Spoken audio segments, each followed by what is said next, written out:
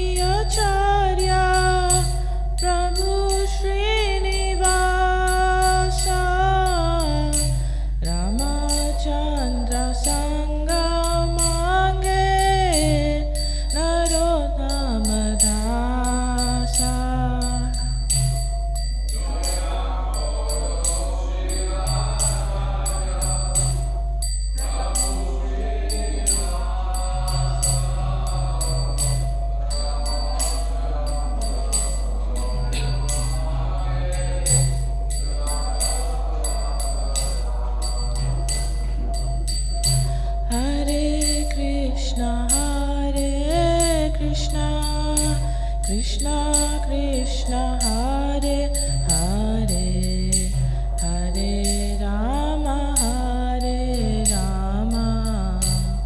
Rama Rama Hare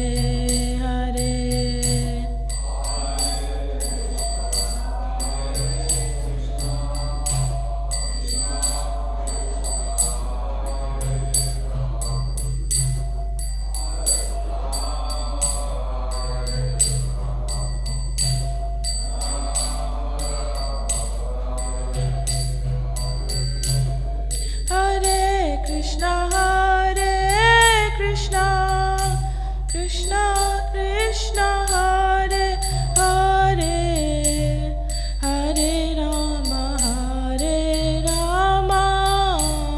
Rama Rama Hare Hare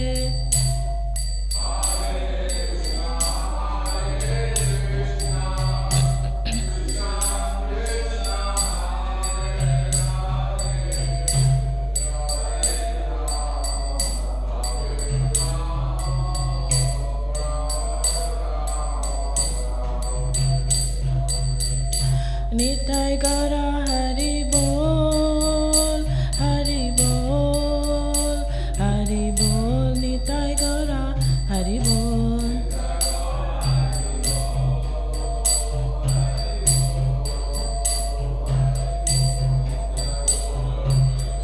Jaya Jaya Prabhupada, Prabhupada, Prabhupada, Jaya Jaya Prabhupada.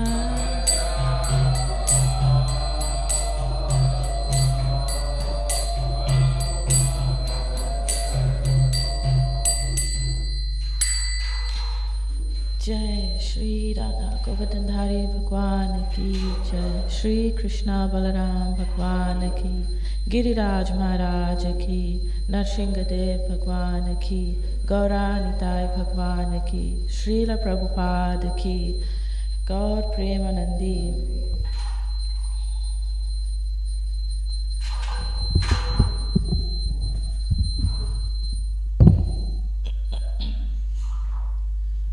So today we are going to be reading from the Sri Caitanya Caritamrita, Adi Lila, chapter 17, verses 145 to 148. Jaya Jaya Sri Caitanya Jaya Nityananda Jaya Dvaita Chandra Jaya Gaura Bhakta Vrinda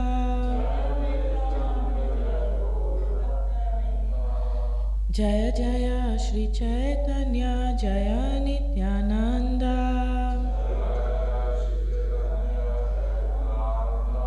Jaya Dvaita Chandra Jaya Gaura Bhakta Vrinda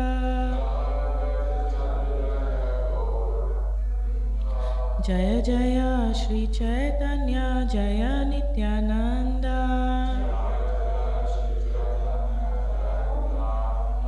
Jaya Dvaita Chandra Jaya Gaura Bhakta Vrinda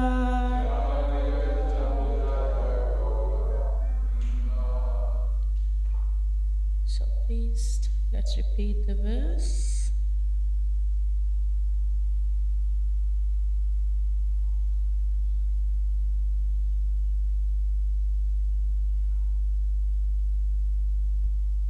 So we'll recite 145, which doesn't have a purport, and then I'll continue on reading.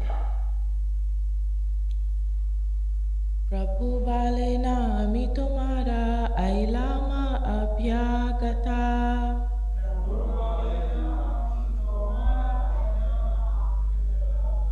Ami dekhi lukaila e dharma kemata.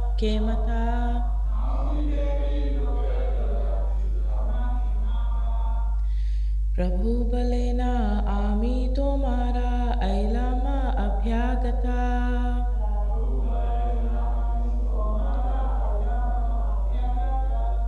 Ami dekhi lukaila e dharma kemata.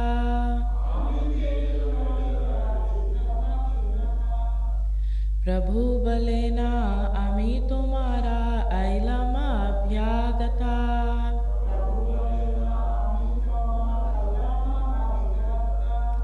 Ami dekhi lukaila e dharma kemata.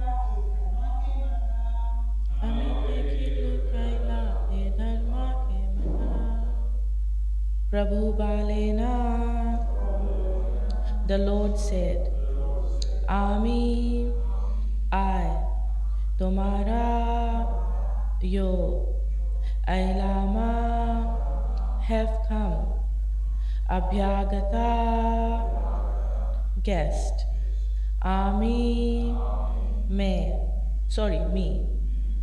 Dekhi, seeing, Lukaila, you disappeared. E dharma ke mata. What kind of etiquette is this?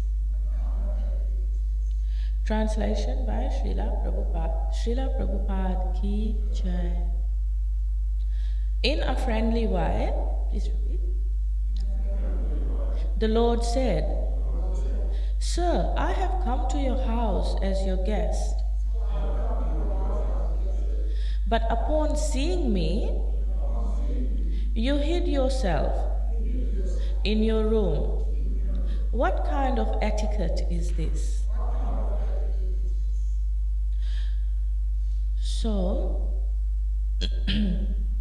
I'll just finish reading the next few verses that I'm going to be covering today, and then we'll move into a discussion. An explanation. So you don't have to repeat this next verse with me. Ebe tumi shanta hela ashimi lilan pagyamura tumahena atiti pailan. Now that you have become pacified, I have come to you. It is my good fortune to receive a guest like your honor. Actually, I missed a verse, sorry. Yeah. Okay, so that's 145 that we just recited. 146 is Kaji kahe tumi aisa krudaha iyai Toma shanta kairate rahino lukaya The Qazi replied, "You have come to my house in a very angry mood. To pacify you, I did not come before you immediately, but kept myself hidden. Now that you have become pacified, I have come to you. It is my good fortune to receive a guest like your honor. Grama sambandhe chakravarti haya mora chacha, dekha deha sambandhe haita haya grama sambandha sancha." In our village relationship, Nilambara Chakravarti Thakur was my uncle. Such a relationship is stronger than a bodily relationship. So, before I get into the purport of verse 148, I just want to do a bit of a recap and bring everybody to the point before we, so we can understand where we are at the story before we go into a big discussion. So, what's happening so far is that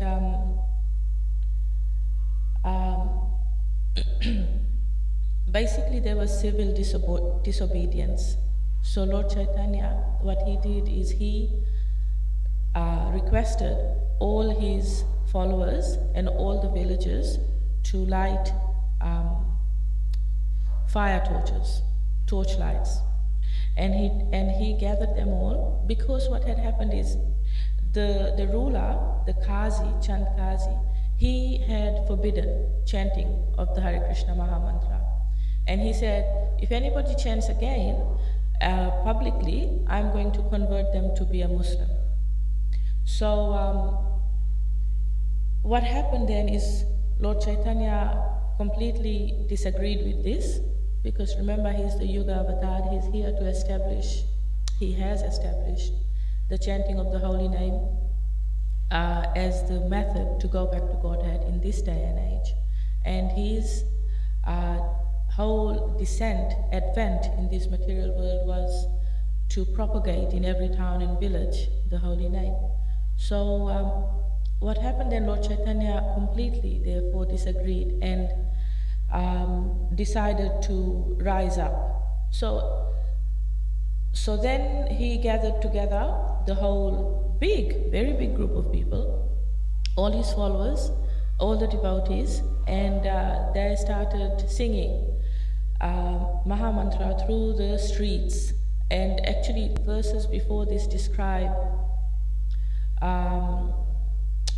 really nicely, like all the different places they went before they reached Chand Qazi's house. So when they reached Chand Qazi's house, that's where we're up to now, is Lord Caitanya requested his followers to stay back, and he himself went, and he sat down. He sat down in the Chand Qazi's house. Oops.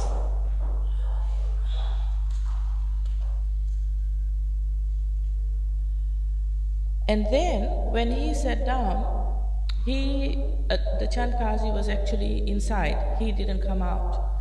So that's bringing us to exactly where we are now. And then,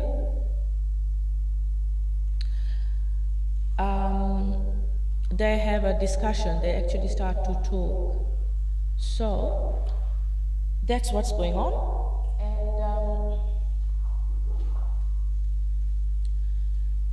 Few things to say is that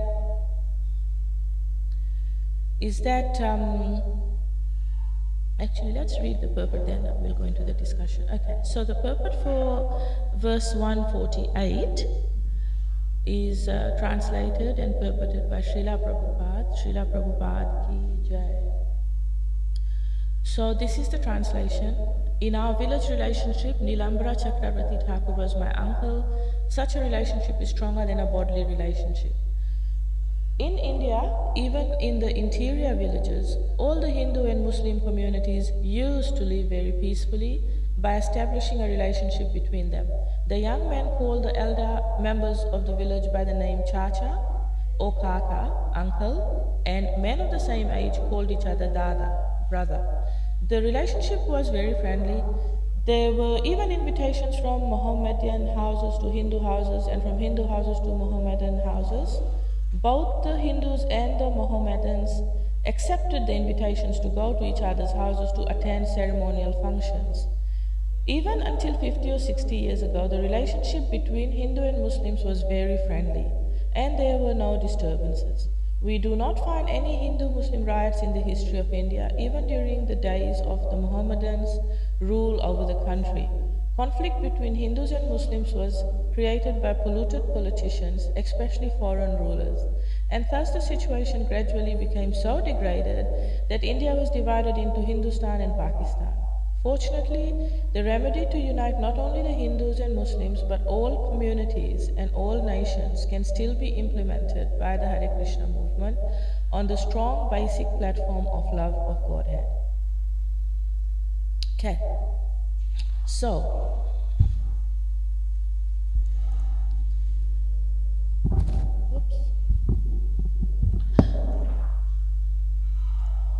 So the first thing to say, going back to verse 145 and covering all the points mentioned, is that Lord Caitanya said to the Qazi, I have come to your house as your guest.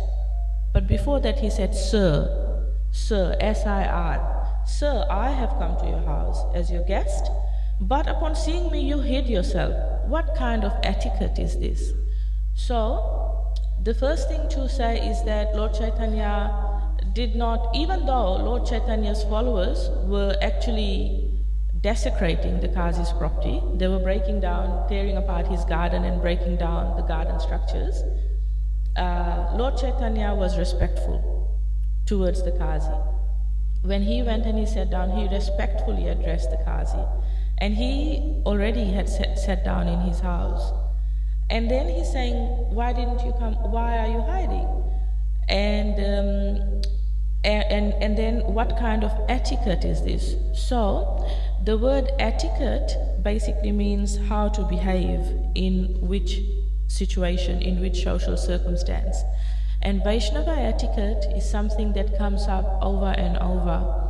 It's said that the behavior of a Vaishnava is his ornaments. So how a devotee behaves, that's the scripture said, those are his ornaments. And you know the quality and the character of a devotee by their behavior. So behavior and etiquette is very, very important.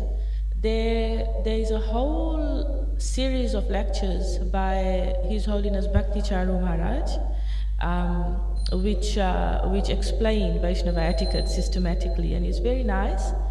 And so in this situation here, what is the etiquette? Vaishnava etiquette is, like social norms, social rules, but also beyond that, the basis of it, the devotional principles behind it. So when a guest comes home, it's considered that even this is the Vaishnava etiquette to be followed regarding that, is that even if they are your enemy, they are made to be felt welcome with sweet words and with refreshments. And they are not meant to be treated badly because they have come as a guest to your door.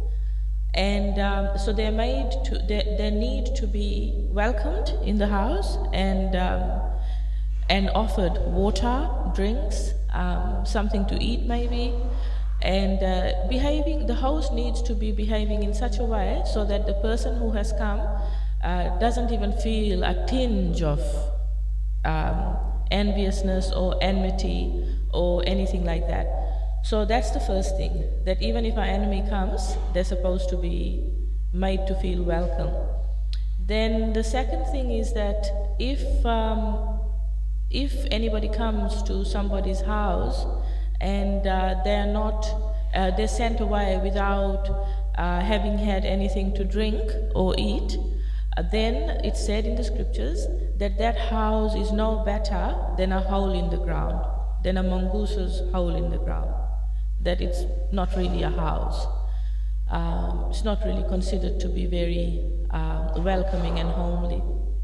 So that's the etiquette in this situation. Of course, we have to be sensible and apply our intelligence there in what we do, because it's not the same social norms and cultural norms that are being followed in this day and age. So we can see that there was civilized behavior and people were following these cultural norms at that point in time.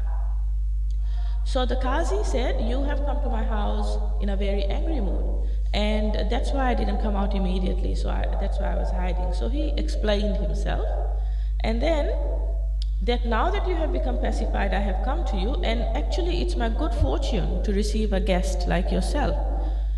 So we can see that the Qazi was actually somebody who was open to reasonable discussion, and that he wasn't angry with Lord Caitanya, even though Lord Caitanya had brought a huge mass of people to his doorstep, and it was the loud chanting of the kirtan that had made him scared, that he could see that there's a big crowd coming, and oh my goodness, I'd better go and protect myself.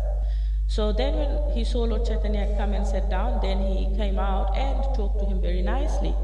And he is now saying that actually your grandfather, Nilambara Chakravarti Thakur, who is Sachimata's father, was my uncle. So, and that such a relationship is stronger than a bodily relationship. So this again is the kind of cultural situation that there was. And now, like here we call it the country feel. It's like, you're in a little town or little country setting, and everybody knows everybody else, and also everybody else's business, and there's a relationship that develops. So you can say, oh, this is my brother, or even though you're not related by genetics or blood, then there's a village relationship that develops like that. So in that way, even though the Qazi was a Muslim ruler, and Lord Caitanya was the Supreme Personality of Godhead, they had a village relationship. And he said to Lord Caitanya that actually, therefore, you are my nephew. So, and that such a relationship is stronger than a bodily relationship. So we do see this still, that we might not have our immediate family around us, but when we come into a devotee community, by the support of devotees around us, we get supported in times of distress, with food, with shelter, with help. Such relationships that develop like that, they can be much, much stronger than a bodily relationship. So in the purport, more than a spiritual explanation, it's more the social norms around the time that are being discussed. And what's being said is that even in the interior villages, all the Hindus and Muslims used to live together very, very peacefully, and they called each other Chacha and Dada. And actually, like, you might know that I'm from Fiji, and this was exactly the case there, and still is. So, and like in India itself, today, when you go to India and you go to the villages, you will find that this is still the case. However, outside of India, in countries where there are populations that have migrated from India or been taken from India, like Bali, like Mauritius, like Fiji, like Africa, all these countries, that wherever there's a Hindu sort of population and Muslim population, that they seem to have much more better cordial relationships than India at the moment. And not just in terms of politics, but also in terms of cultural preservation. The culture seems to be much, much better preserved in countries outside of India.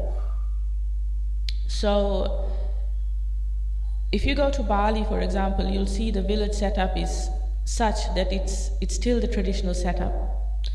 So that the kitchen is one house, one actual structure, and that the bedrooms are another structure altogether, and that there's actually a sitting place, a covered sitting place outside. Like it's very, like this is how it used to be in India, and then in India now that's kind of all broken down, but in countries where the population has now been established, it's still very nicely preserved.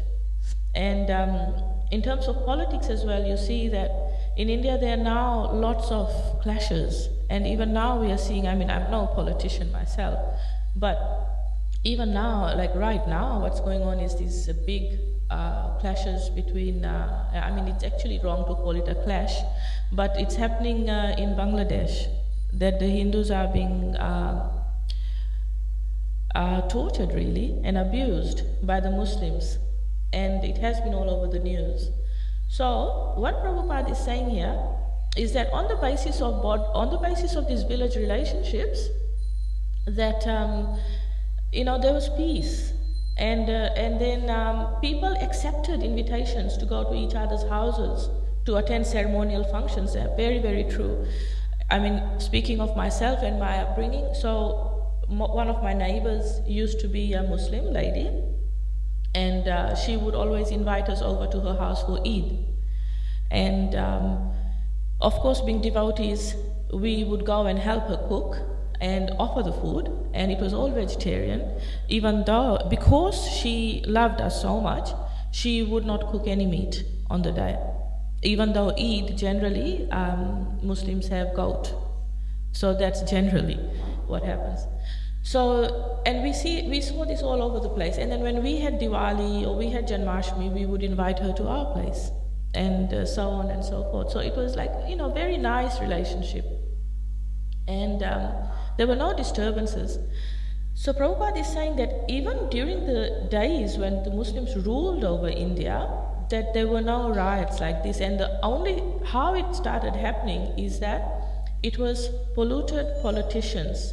And he's referring to the British, especially foreign rulers, who came and who disturbed the situation and degraded the situation, and that caused the division of India and the Hindu-Muslim fights. So then he's giving the remedy at the end, but before we come to the remedy, let's just, so a few purports back, what is being said is that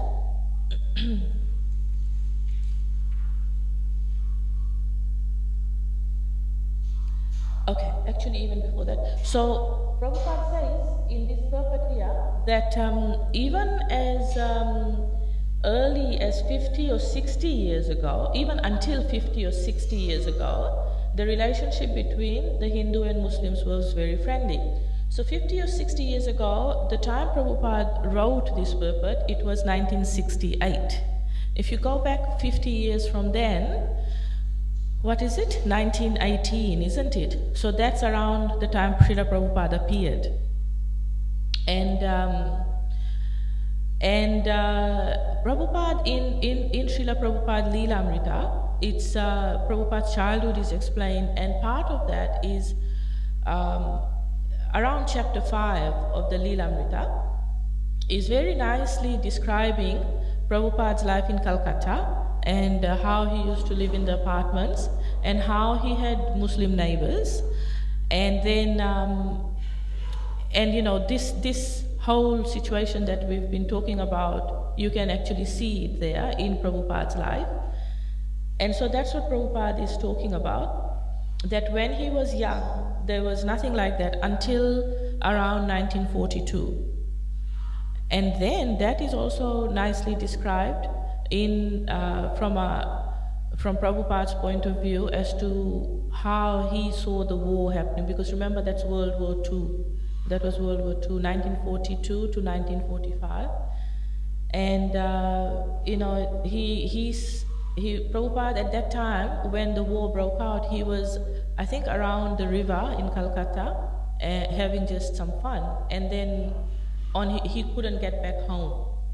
It was difficult, very difficult for him to get back home, because there was killing and bombing and all of this. And as he was going back home, in the streets he could see that people he used to call Dada and Chacha, like his Muslim neighbors, they were chasing down the Hindus and trying to harm them.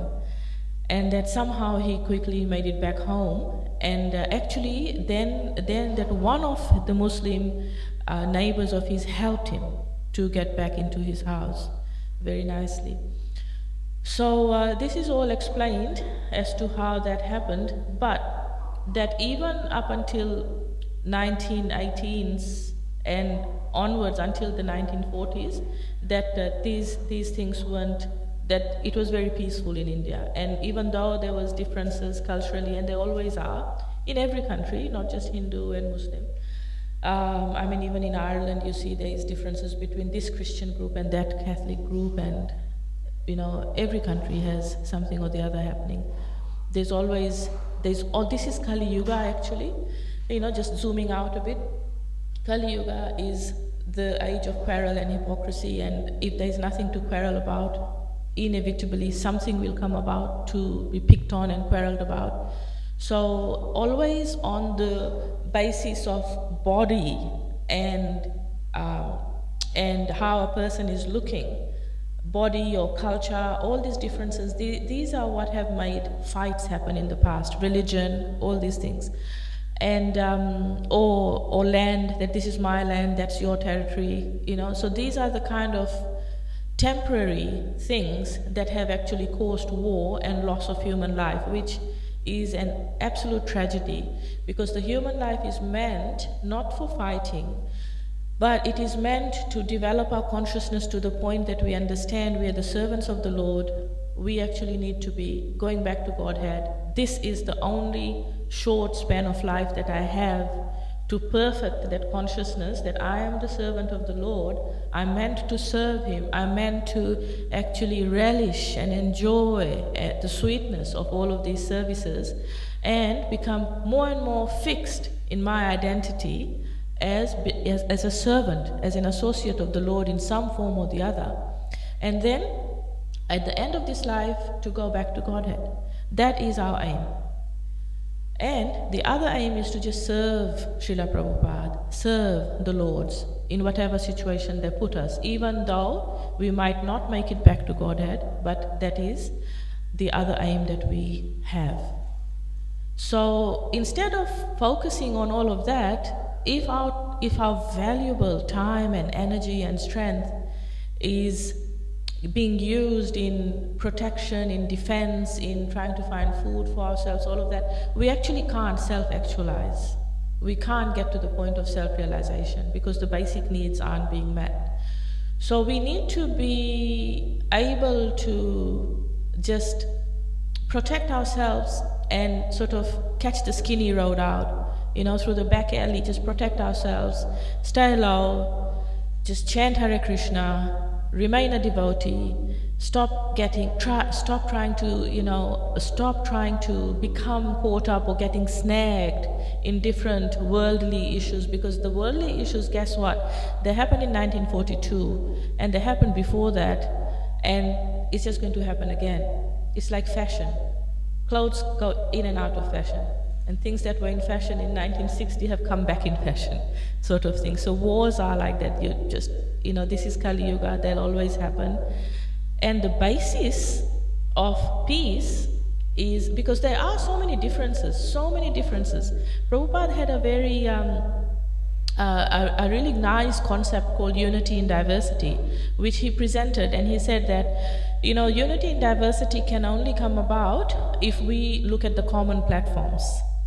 And the common platforms in this day and age are few, but they are, namely, Prabhupada says, love of Godhead, the platform of love of Godhead, the platform of the scriptures, the platform of the holy name, and for ourselves, we have the platform of Srila Prabhupada as well. So all of these commonalities, if we actually work on that basis, there is just peace and prosperity. On a mundane level, sportsmanship, and working in the same organization, doing the same sort of vocation. All of these are also commonalities, but even with that, there can easily be snags, because it's on the material platform, and it can easily deteriorate into fighting quite quickly. So, the end of this purport is that the remedy to unite not only the Hindus and Muslims, but all communities and all nations can still be implemented by the Hare Krishna movement on the strong basic platform of love of Godhead. So what I was trying to refer to earlier was that when the Qazi actually forbade the chanting of the holy name publicly, when he forbade this, then everybody was very disturbed. And they were so disturbed, they didn't really know what to do. So then what they did is that they took shelter of Lord Caitanya. And Lord Caitanya, what he did is he didn't wait for his followers to come to him and say, I'm taking shelter of you, please protect us, please tell us what to do. He didn't wait for that. Instead, he rose to the occasion. Lord Caitanya his personality is very lion-like. So he rose immediately to the occasion and declared that this is what we're going to do. So automatically everybody was peaceful. And this is what good leadership looks like, is that if there is a strong leader who is moral and just and fair, that everybody will be very, very peaceful. Automatically. It flows from top down. And that's what the Bhagavad Gita says as well.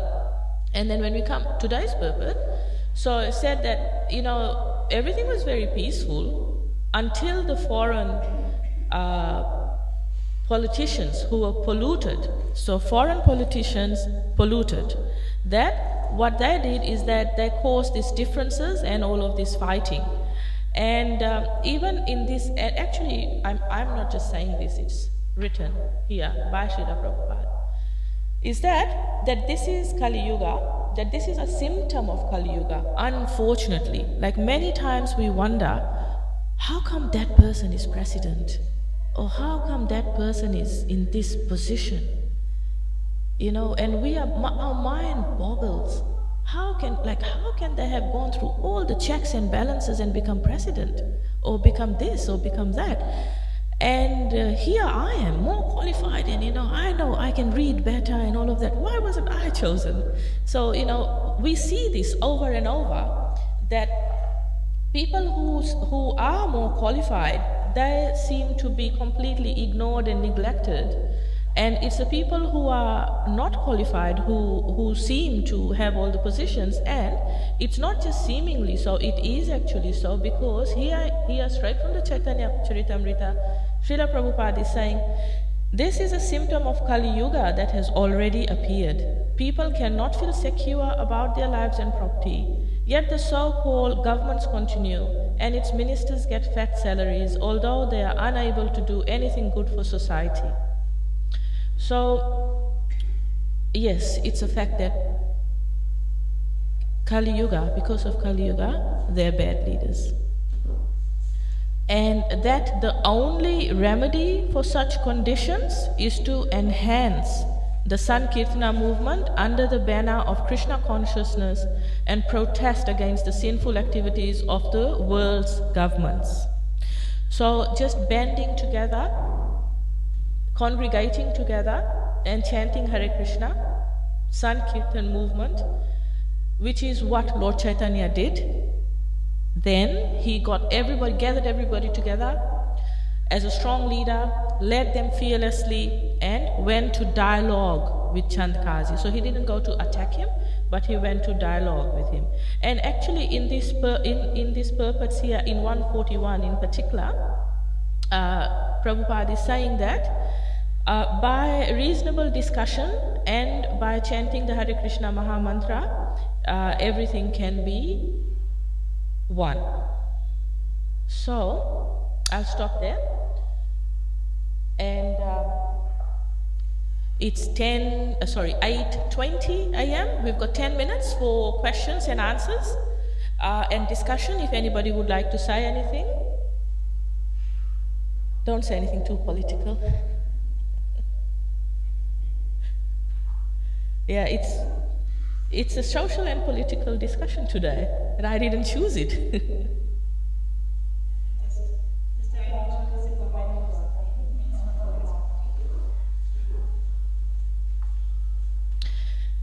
Yeah, so I mean, I guess the thing to focus on is, we're a spiritual society, we're a spiritual movement. Kali Yuga is all around us, and it is inevitable. There is going to be degradation in all aspects.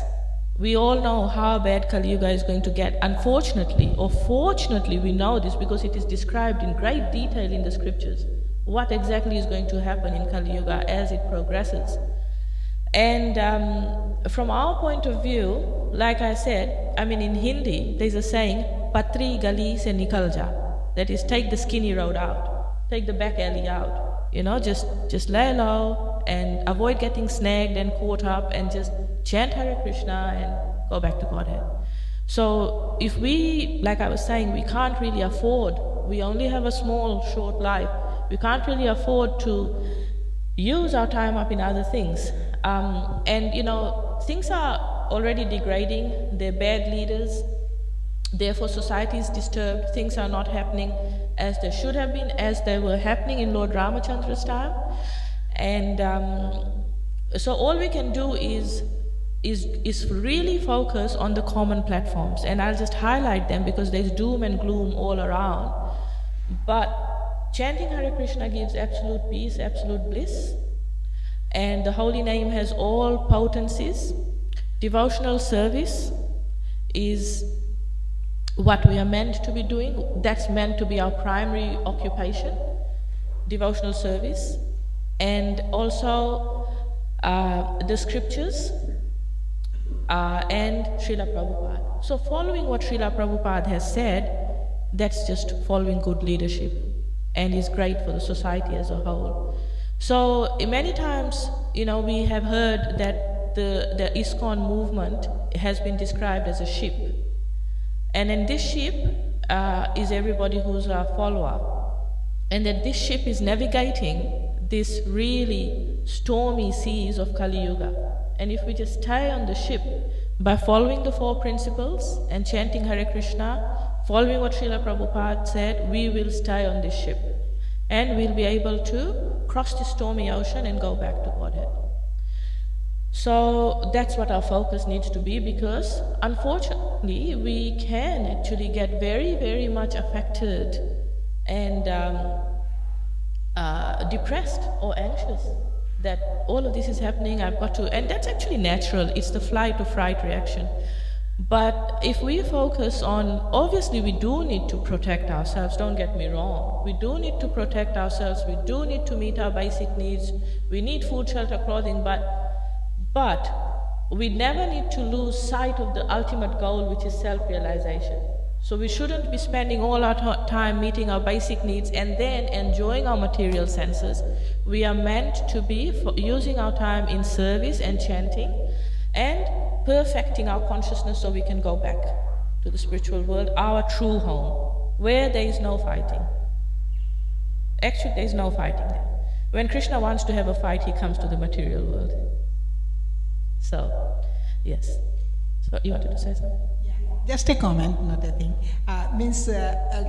Chand Kazi was out of fear start saying these things that I am your uncle and all these things. He didn't remember that when he was about to bash the mridanga and started all this thing, no Sankirtan. So is it not the fact that some people work out of fear, look for the thing that they can make me complacent or something like that? Yeah, it's true. We all there's something called self-preservation, that even if you know something is true, you can't really say it out because of fear of repercussion. And so, yes, at the time, being a bit haughty and puffed up, and in his like big role as a leader, he crushed the Mirdanga, and he, made a big announcement, nobody's going to do kirtan anymore. But then, yes, when he was being attacked, he did become humble. And that's just human nature. So, and then, though, when all the sort of big feelings of being a boss died down, and he saw that this big lot of people are in front of me and they could actually kill me, then he became humble and started discussing, opened up a discussion. So having a discussion, and it's been explained in the earlier purports, is that, and it is also going to be explained in this other upcoming purport. So tomorrow is Sunday, so tomorrow's purports, that, and he's actually then going to be asking for forgiveness, and they have a discussion. So the ultimate point is there needs to be this communication, this discussion. And there are principles of non-violent communication that can be used. There are principles of mediation that can be used. And all of these tools are well and truly available in ISKCON at the moment. There are different people like this. Braj Bihari Prabhu, he does mediation, conflict resolution. So this is the basis in which the differences were then resolved. And then there was so much prosperity afterwards. Thank you for the comment. Anyone else like to say anything? Okay, well, we'll finish then, and thank you very much for your association. Jai Srila Prabhupada, Caitanya Charitamrita ki jai, Govardhana Bhagwan ki jai.